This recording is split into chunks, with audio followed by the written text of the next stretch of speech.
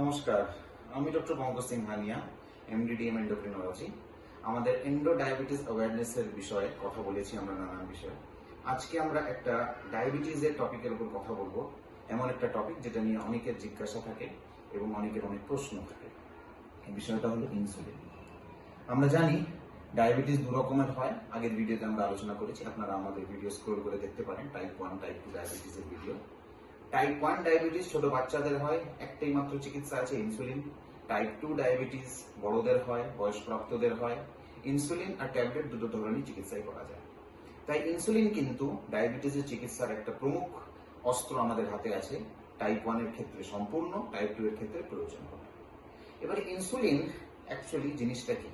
Insulin হচ্ছে একটা hormone যেটা আমাদের শরীরে প্যানক্রিয়াস বা অগ্ন্যাশয় থেকে তৈরি হয়, এবং এই হরমোন মাত্রায় যদি ঠিকঠাক তৈরি হয় তাহলে আমাদের শরীরে যে গ্লুকোজ, কার্বোহাইড্রেট এবং অন্যান্য খাদ্য পদার্থকে হজম করে সেটা থেকে আমাদের এনার্জি দিতে সাহায্য করে।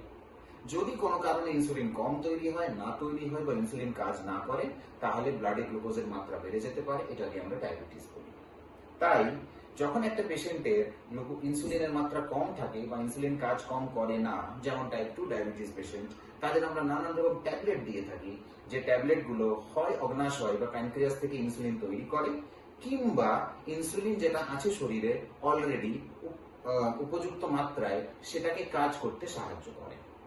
কিন্তু কিছু ক্ষেত্রে দেখা গেছে, এবং বেশিরভাগ টাইপ 1 ডায়াবেটিসের ক্ষেত্রে যেখানে ইনসুলিন শরীরে একদম নেই, কিংবা টাইপ 2 ডায়াবেটিসের ক্ষেত্রে যেখানে দীর্ঘদিন ট্যাবলেট খাওয়ার পর আর কিন্তু শরীরে কোনো ইনসুলিন নেই, বা ইনসুলিন যেটুকু আছে সেটা দিয়ে ম্যানেজ করা যাচ্ছে না, আমরা কিন্তু ট্যাবলেটের ডোজ ক্রমশ বাড়িয়ে যাই, বাড়াতে বাড়াতেও কিন্তু সুগার আর কন্ট্রোল করা যায় না।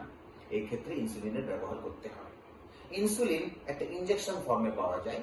এটা কিন্তু ল্যাবরেটরিতে জেনেটিক ইঞ্জিনিয়ারিং এর মারফতে তৈরি করা হয়, এবং আমাদের শরীরে যে ইনসুলিন আছে ন্যাচারাল, প্রায় প্রায় সেরকম ইনসুলিনই আমরা কিন্তু ল্যাবরেটরিতে জেনেটিক ইঞ্জিনিয়ারিং এর মারফতে তৈরি করতে পারি। তাই ইনসুলিন ইনজেকশন একটা প্রায় প্রায় ন্যাচারাল জিনিস, যার বিশেষ কোনো সাইড এফেক্ট নেই। তাই প্রথম ধারণা যে ইনসুলিনের সাইড এফেক্ট আছে, ইনসুলিন একটা খারাপ ওষুধ, এই ধারণাটা সম্পূর্ণ ভুল। ইনসুলিন একেবারে নিরাপদ, মিনিমাম সাইড এফেক্টের ওষুধ, এবং অনেক ট্যাবলেটের চেয়ে ভালো, যদি তার কাজের ক্ষমতা বলেন, যদি তার সাইড এফেক্টের ক্ষমতা বলেন। অনেক ট্যাবলেট ইনসুলিন সুগারের ট্যাবলেটের চেয়ে ভালো।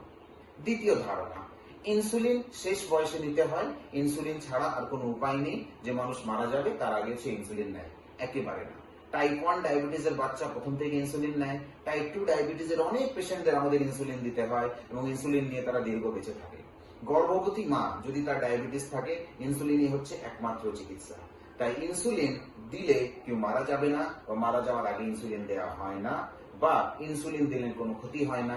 ইনসুলিন একটা সম্পূর্ণ নিরাপদ ওষুধ, যেটা কিন্তু দীর্ঘ জীবন কিন্তু আপনি ইনসুলিন নিয়ে যাপন করতে পারেন। তৃতীয়, ইনসুলিন নিলে অনেক ব্যথা হয়, কারণ যেহেতু এটা ইনজেকশন। একদমই না। যদি আপনার ইনসুলিন নেওয়ার টেকনিক ঠিক থাকে, যদি আপনি সঠিক জায়গায় ইনসুলিন নিচ্ছেন, যদি ছুঁচগুলো সময় মতন পাল্টাচ্ছেন, যদি প্রপার লোকাল হাইজিন মেনটেন করছেন, এবং টেকনিকটা ঠিক আছে, ইনসুলিনে ব্যথা হওয়ার কথা নয়। এটা মশা কামড়ানোর থেকেও কম ব্যথা, একদমই ব্যথা হবে না। যদি আপনি ইনসুলিন নিচ্ছেন আর আপনার ব্যথা হচ্ছে, কিছু একটা ভুল আছে, যেটা কিন্তু ত্রুটি, যে ত্রুটিটা সমাধান করলেই আপনার এই ব্যথার জিনিস চলে যাবে। চতুর্থ ধারণা, ইনসুলিন নিলে কিডনি খারাপ হয়। সম্পূর্ণ ভুল ধারণা। ইনসুলিন নিলে কিডনি ভালো থাকে। আমরা এমন ডায়াবেটিস পেশেন্ট যাদের কিডনি খারাপ হয়ে গেছে, তাদের কিন্তু ট্যাবলেট দিতে পারি না, ইনসুলিন দিয়ে তাদের চিকিৎসা করতে হয়। কারণ ইনসুলিন কিডনির উপর লোড বাড়ায় না, ইনসুলিন কিডনিটাকে রক্ষা করে।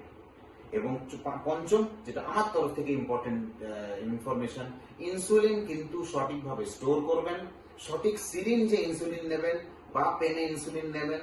ইনসুলিনের ডোজ কিন্তু প্রপার ডোজে নেবেন। যদি নিজে ডোজ অ্যাডজাস্ট করেন, তাহলে প্রপারলি অ্যাডজাস্ট করবেন, আপনার ডক্টরের পরামর্শ নেবেন।